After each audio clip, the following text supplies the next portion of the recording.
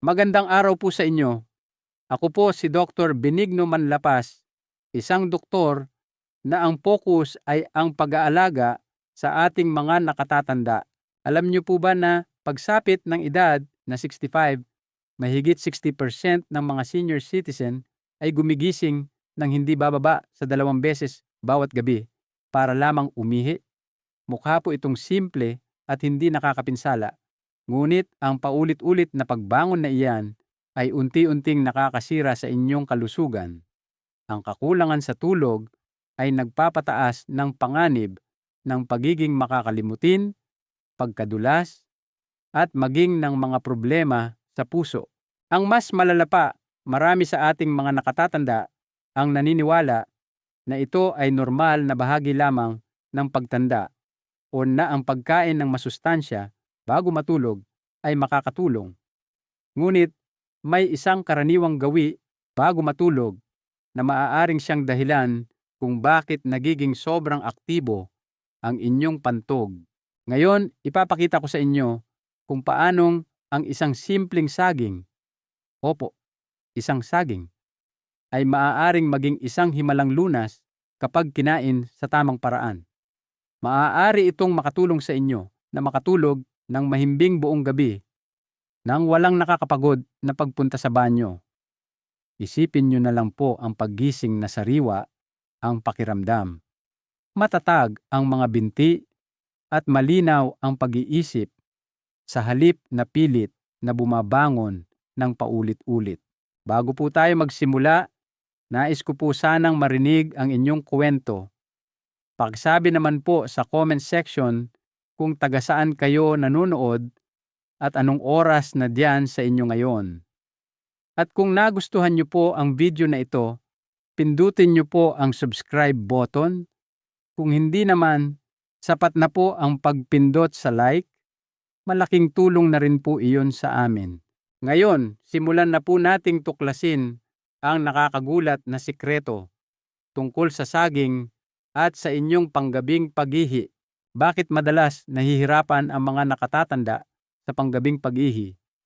Habang tayo po ay tumatanda, ang ating katawan ay nagsisimulang magbago sa mga paraang tahimik, ngunit makabuluhan. At isa sa mga pinakakaraniwang issue ay ang paggising sa gabi para gumamit ng banyo. Para sa mga kalalakihan, ang lumalaking prostate ay madalas na pumipiga sa pantog na nagbibigay ng pakiramdam na puno ito kahit kaunti pa lang ang laman na ihi. Para naman sa mga kababaihan, iba ang kwento ngunit parehong nakakadismaya dahil ang mga kalamnan na sumusuporta sa pantog ay maaaring humina sa paglipas ng panahon, lalo na pagkatapos manganak o sa panahon ng menopause. May papel din po ang mga pagbabago sa hormones dahil ang pagbaba ng estrogen sa kababaihan at testosterone sa kalalakihan ay parehong nakakaapekto sa paggana ng pantog at mga bato, kidneys. Ang mga pagbabagong ito ay maaaring parang masyadong medical at malayo sa atin, ngunit ito ay bahagi ng pang-araw-araw na buhay para sa milyon-milyong Pilipino na higit sa 65 taong gulang. Baka nga po nararanasan nyo na rin ito, yung pakiramdam na nakahiga na, malapit ng makatulog, pero magigising pagkatapos ng isang oras dahil kailangan ng bumangon. Bukod sa biyolohiya, ang ating mga nakagawian sa buhay ay tahimik ding nagdaragdag sa problema. Ang isang mataas na baso ng tubig o tsaa bago matulog ay tila walang masama, ngunit pinipilit nito ang inyong mga bato na magpatuloy sa pagtatrabaho kahit nakahiga na kayo. Ang isang maalat na hapunan tulad ng tuyo o instant noodles ay maaaring maging sanhi ng pag-ipon ng sobrang likido sa katawan sa umaga na ilalabas lamang kapag ang inyong katawan ay nagpapahinga na sa gabi. At marami sa mga resetang gamot, lalo na ang mga diuretic para sa alta presyon o kondisyon sa puso, ay nagpapataas ng produksyon ng ihi sa oras na sana ay ayaw nating mangyari. Isipin niyo po, Umiinom kayo ng mainit na sabaw ng 8:00 ng gabi, pakiramdam nyo ay komportable, pero magugulat kayo na pabalik-balik na kayo sa banyo pagsapit ng 2:00 ng madaling araw. Ang mga gawin na ito ay tila normal at para pangang malusog. Ngunit, unti-unti nitong sinasanay ang inyong katawan na guluhin ang inyong pagtulog. Ang mga kahihinatnan ng panggabing pagpunta sa banyo ay higit pa sa abala. Ang naantalang tulog ay nag-iiwan sa inyo ng pakiramdam na groggy o tuliro sa umaga, na nagiging dahilan para mas madaling matumba kapag bumangon sa dilim. Ang kakulangan sa pahinga ay nagpapahina sa memorya, nagpapabagal sa bilis ng reaksyon, at nagpapataas ng panganib ng sakit sa puso sa katagalan.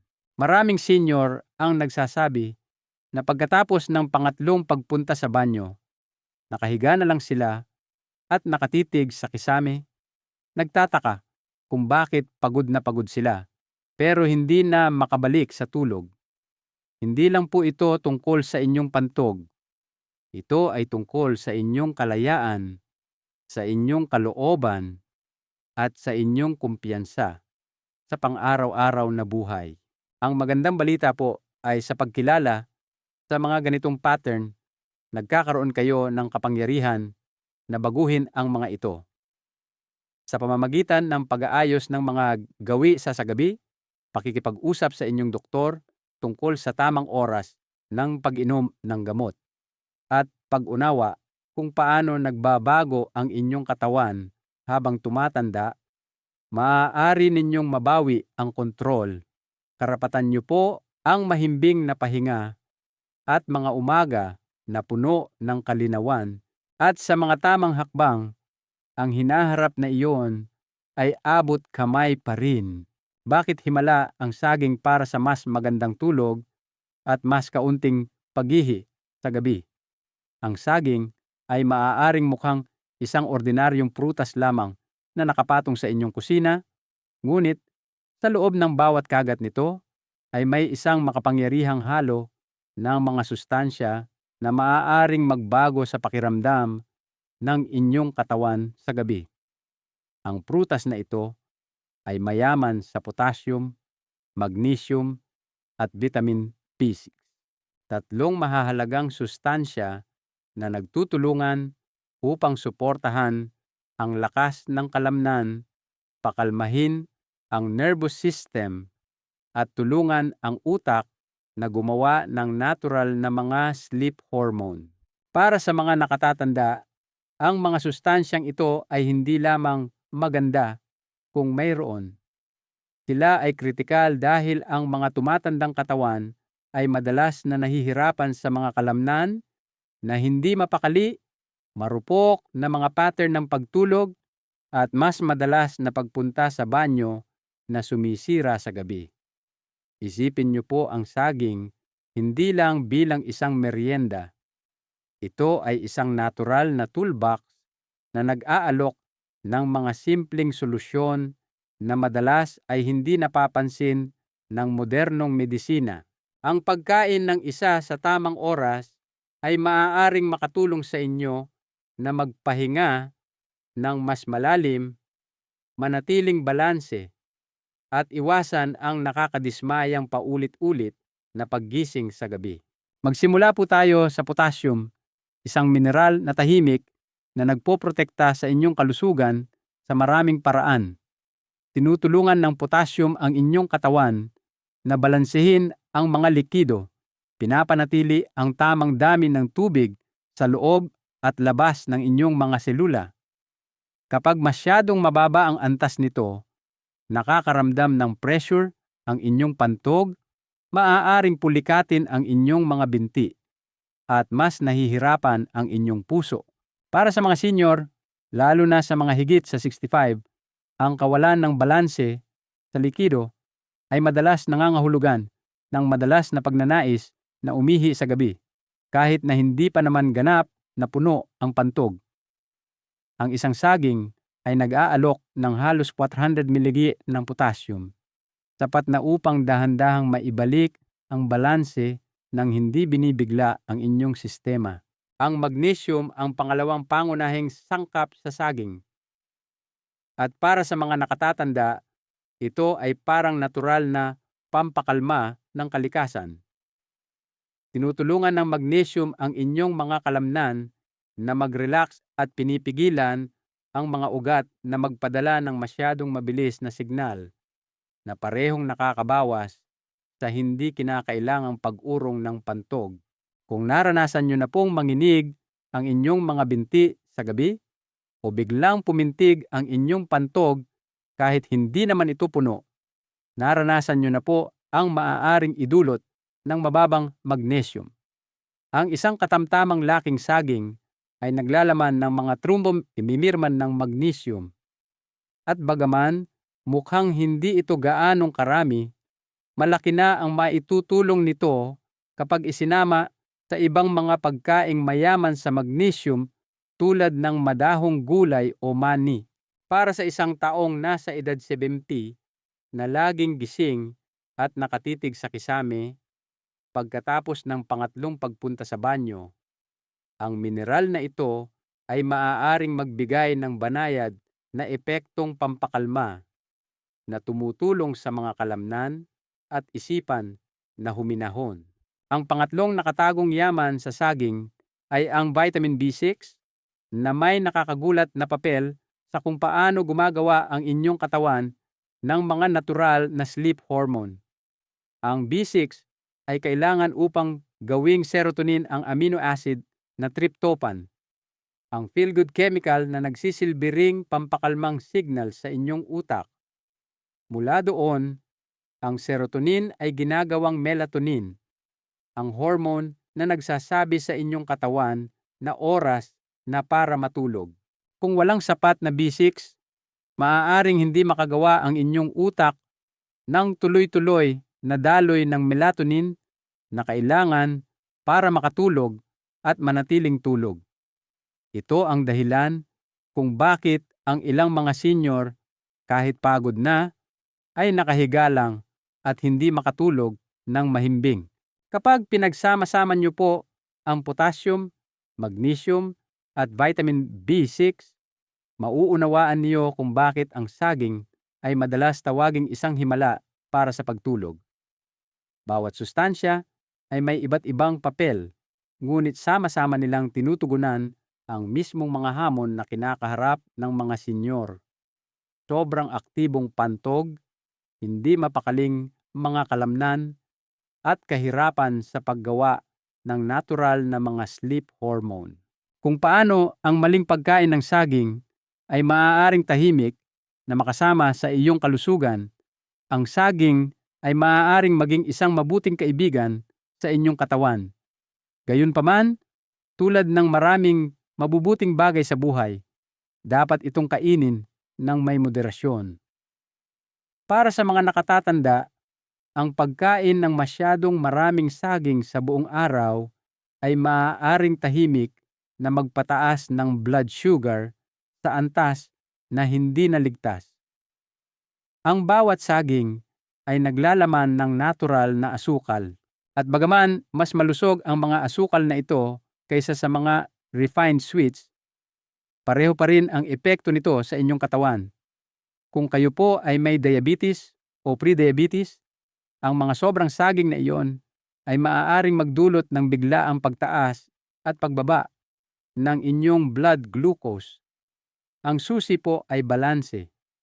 Isang saging sa isang araw ay kadalasang sapat na, lalo na kung isasabay sa protina o fiber para pabagalin ang panunaw. Isa pang nakatagong bitag ay ang mga saging na sobrang hinog. Ang balat na may mga itim na batik at ang sobrang tamis na lasa ay maaaring tila masarap. Ngunit, ang nilalaman nitong asukal ay mas mataas sa mga sobrang hinog na saging. Para sa mga senior, lalo na sa mga sumusubok na mapanatili ang malusog na timbang, ang dagdag na asukal na ito ay maaaring maging hadlang sa pagkontrol ng gana sa pagkain at maaari pang makagambala sa pagtulog. Ang pagkain ng sobrang hinog na saging sa gabi ay maaaring magpadala ng alon ng asukal sa inyong dugo na mag-iiwan sa inyong hindi mapakali kung kailan kailangan niyo ng kalmado. Para sa mga may sakit sa bato o mahinang paggana ng bato, ang saging ay may karagdagang panganib na madalas hindi napapansin. Ang saging ay mayaman sa potassium na karaniwang mabuti. Gayunpaman, kapag ang mga bato ay hindi na kayang salain ng maayos ang dugo, ang potassium ay maaaring maipon sa mapanganib na antas. Ang kondisyong ito, na tinatawag na hyperkalemia, ay maaaring magdulot ng panghihina ng kalamnan, irregular na tibok ng puso, o maging bigla ang mga emergency sa kalusugan. Kung mayroon po kayong alalahanin sa bato o umiinom ng gamot na nakakaapekto sa paggana nito, makipag-usap po muna sa inyong doktor bago gawing pang-araw-araw na gawi ang pagkain ng saging. Sa huli, ang oras ng pagkain ay kasing halaga ng dami. Isang karaniwang pagkakamali ang pagkain ng saging bago mismo humiga para matulog. Ang saging ay naglalaman ng fiber at natural na asukal na nangangailangan ng oras para matunaw. At kapag ang inyong katawan ay nakahiga, mas bumabagal ang panunaw. Ito ay maaaring mag-iwan sa inyo ng pakiramdam na busog, mabigat, o hindi komportable habang sinusubukang makatulog. Ang solusyon ay simple ngunit epektibo.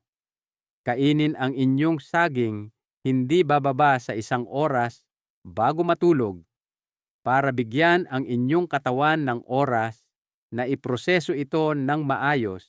Paano kainin ang saging sa tamang paraan para makatulog buong gabi?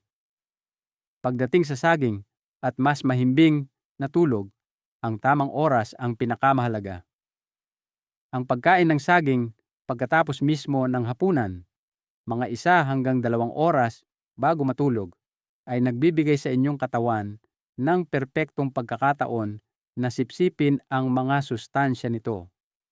Sa oras na handa na kayong humiga, ang potassium, magnesium, at vitamin B6 ay dahan-dahan nang gumagana sa loob ng inyong sistema. Hindi rin lahat ng saging ay pare-pareho. Ang pagpili ng tamang pagkahinog ay isa pang nakatagong susi. Ang saging na perpektong dilaw na may maliliit na batik na kulay likape ay nasa tuktok ng nutrisyon nito. Sa yugtong ito, naglalaman ito ng tamang balanse ng natural na starch at asukal na nagbibigay sa inyong katawan ng matatag na enerhiya nang hindi nagpapataas ng inyong blood sugar. Sa kabaligtaran, ang mga saging na sobrang hinog na may madidilim na batik ay mas mataas sa asukal at halos parang dessert na. Ang pagsasabay ng saging sa isang maliit na source ng protina ay maaari ring magbago kung paano ito pinoproseso ng inyong katawan. Kapag kinain mag-isa, ang natural na asukal sa saging ay mabilis matunaw. Ngunit kapag isinabay sa isang maliit na dakot ng mani, 1 kutsara ng yogurt, o kahit 1 hiwa ng keso, bumabagal ang panunaw. Ang mas matatag na paglabas ng enerhiya na ito ay nakakatulong na maiwasan ang mga paggising sa hating gabi na dulot ng pagbabago sa blood sugar. Isa sa mga pinaka-nakakagulat na paraan upang gamitin ang saging para sa mas mahimbing na tulog ay sa pamamagitan ng isang simpleng gawang bahay na banana tea. Ginagawa ito sa pamamagitan ng pagpapakulo ng 1 buong saging, balat at lahat, sa isang maliit na kaldero ng tubig sa loob ng mga 2 minuto. Ang balat ay naglalaman ng mas maraming magnesium at potassium kaysa sa laman. Habang ito ay kumukulo, ang mga mineral na ito ay sumasama sa tubig. Ang resulta ay isang mainit at nakapapawing pagod na inumin na maaaring higupin tulad ng herbal tea mga 1 oras bago matulog. Habang nakakatulong ang saging, ang mga kinakain ninyo kasama nito ay maaaring sumuporta o sumabotahe sa mga benepisyo nito. Ang pagsasama ng saging sa matatamis na dessert tulad ng ice cream o sweetened cereal ay maaaring magkarga sa inyong katawan ng sobrang asukal bago matulog. Iwasan din itong isabay sa mga inuming may caffeine kahit na banayad tulad ng tsaa o tsokolate. Pagsasama ng saging sa mga gawi sa gabi para sa mahimbing na pagtulog, isa sa mga hindi napapansing salik sa kaginhawaan sa gabi ay kung gaano karaming tubig ang iniinom ninyo. Pagkatapos ng 6:00 ng gabi, bawasan na po ang pag-inom ng maraming tubig. Uminom ng tuloy-tuloy sa buong araw at sa gabi, sumipsip na lang ng sapat para maibsan ang uhaw. Mahalaga rin ang oras ng inyong hapunan.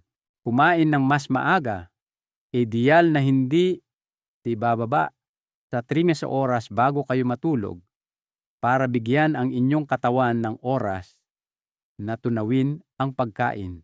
Kasing halaga ng pagkain at inumin ang paghahanda ng inyong isipan para sa pahinga. Subukang patayin ang mga screen tulad ng TV o cellphone 1 oras bago matulog. Sa halip, magbasa ng libro, makinig sa malumanay na musika, o magsulat sa isang journal. Ang inyong katawan ay tumutugon din sa mga pisikal na senyales. Ang mga breathing exercise at magaan na stretching bago matulog ay napakalakas na paraan para sa mga senior. Subukang umupo sa gilid ng inyong kama, ipikit ang inyong mga mata at huminga ng malalim sa ilong sa bilang na 4 at pagkatapos ay ilabas ang hangin sa bibig sa bilang na 6. Sa huli, huwag maliitin ang kapaligiran kung saan kayo natutulog. Ang isang malamig, mga 18 decibel, madilim at tahimik na silid-tulugan ay lumilikha ng perpektong kondisyon para sa melatonin. Gumamit ng blackout curtains o isang komportableng sleep mask at patayin ang maingay na mga electronics. Mga espesyal na kaso, kailangan ng dagdag na pag-iingat sa saging. Para sa mga senior na may diabetes, ang pagpili ng saging na bahagya pa lang ang batik at pagkain ng kalahati lamang kasama ng protina ay makakatulong na pabagalin ang pagsipsip ng asukal. Para sa mga may alta presyon, ang saging ay isa sa pinakamahusay na pagkain na maaari ninyong piliin dahil sa potassium nito. Kung kayo naman ay umiinom ng diuretics o water pills, mahalagang kumonsulta muna sa inyong doktor dahil maaaring maapektuhan ng mga gamot na ito ang antas ng inyong potassium. Para naman sa mga may chronic insomnia, ang pagsasama ng saging sa iba pang mga pagkaing nakakatulong sa pagtulog tulad ng kiwi o almonds ay maaaring magpalakas ng mga benepisyo nito. Mga testimonya at totoong kwento ng buhay, isa sa mga nakapagpapasiglang bahagi ng pag-aaral tungkol sa mga natural na solusyon ay ang pakikinig sa mga totoong tao. Kunin natin bilang halimbawa si Lola Karing, isang 72 taong gulang na lola mula sa Quezon City na dating naniniwala na ang kanyang mga gabing walang tulog ay bahagi na lamang ng pagtanda. Sa loob ng maraming taon, gumigising siya ng hindi bababa sa 4 na beses bawat gabi para gumamit ng banyo. Dahil sa kakulangan sa tulog, lagi siyang iritable sa umaga, nababahala na baka matumba sa dilim, at madalas ay masyadong pagod para makipaglaro sa kanyang mga apo. Sa simula, binaliwala niya ang ideya na ang isang simpleng saging ay makakagawa ng pagkakaiba. Ngunit sa pag-uudyok ng kanyang anak, sinubukan niyang kumain ng saging sa tamang oras gabi-gabi, kasabay ng pag-aayos ng kanyang pag-inom ng tubig pagkatapos ng alas 6. Sa loob lamang ng 3 linggo, namangha siya ng matuklasan na isang beses na lang siyang kailangang bumangon sa gabi. Tinawag niya ang kanyang panggabing saging bilang kanyang golden ticket to rest.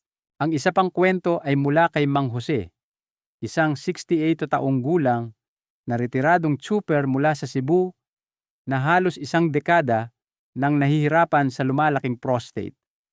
Dahil sa kanyang kondisyon, gumigising siya ng 3 hanggang 4 na beses bawat gabi.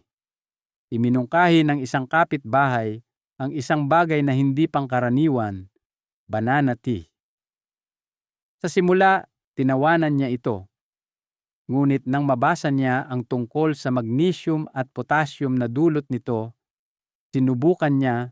Ang ritual na ito ay naging paborito niyang bahagi ng araw. Sa loob ng 1 buwan, madalas na siyang nakakatulog ng 5 hanggang 6 na oras ng diretso. Ang pagbuti ng kanyang kalagayan ay nagbigay sa kanya ng kumpiyansa at naibalik ang kanyang dignidad. Mga benepisyo bukod sa pagtulog. Ang mga benepisyo ng saging ay higit pa sa pagtulong sa pagtulog. Para sa kalusugan ng puso, ang potassium nito ay nakakatulong magpababa ng presyon ng dugo. Para naman sa kalusugan ng panunaw, ang fiber nito ay nakakatulong na maiwasan ang constipation. Nagbibigay din ito ng matatag na enerhiya na tumatagal sa buong araw, na lubos na pinahahalagahan ng mga nakatatanda. Sa pagtatapos ng ating paglalakbay, mahalagang alalahanin kung gaano kalakas ang isang simpleng saging. Ang pang-araw-araw na prutas na ito ay nag-aalok ng isang natural, banayad, at abot-kayang solusyon sa isa sa mga pinakanakakadismayang problema ng pagtanda. Ang susunod na hakbang ay nasa sa inyo na po at nagsisimula ito ngayong gabi. Kung nahihirapan kayo sa putol-putol na tulog, utang niyo po sa inyong sarili na subukan ang maliit na pagbabagong ito. Isang mahalagang aral po ang ating natutunan. Ang pagtanda ay hindi nangangahulugan ng pagsuko sa ating kalusugan at kaginhawaan. Ito ay isang panahon ng pagkakaroon ng karunungan. Karunungan na pakinggan ang ating katawan at gumawa ng maliliit ngunit makapangyarihang mga pagpili araw-araw. Huwag po nating isipin na ang mga problema tulad ng kawalan ng tulog ay normal lang. Mayroon po tayong magagawa. Bago po kayo umalis, nais ko pong marinig ang inyong saloobin. Ibahagi po sa comment section kung saan kayo nanonood at ikuwento ang inyong mga karanasan sa pagtulog. Nasubukan niyo na po ba ang saging bilang bahagi ng inyong gawi sa gabi? Ang inyong kwento ay maaaring maging inspirasyon na kailangan ng ibang tao para magsimula. At kung ang video na ito ay nagbigay sa inyo kahit isang kislap ng pag-asa, mangyaring mag-subscribe po sa channel at ibahagi ito sa inyong mga kaibigan at pamilya. Sa sama-sama nating pagbabahagi at pagsuporta sa isa't isa, magagawa nating ang mga huling taon ng buhay ay hindi lamang basta makakayanan, kundi maging makabuluhan, puno ng lakas, dignidad, at mapayapang mga gabi ng pamamahinga.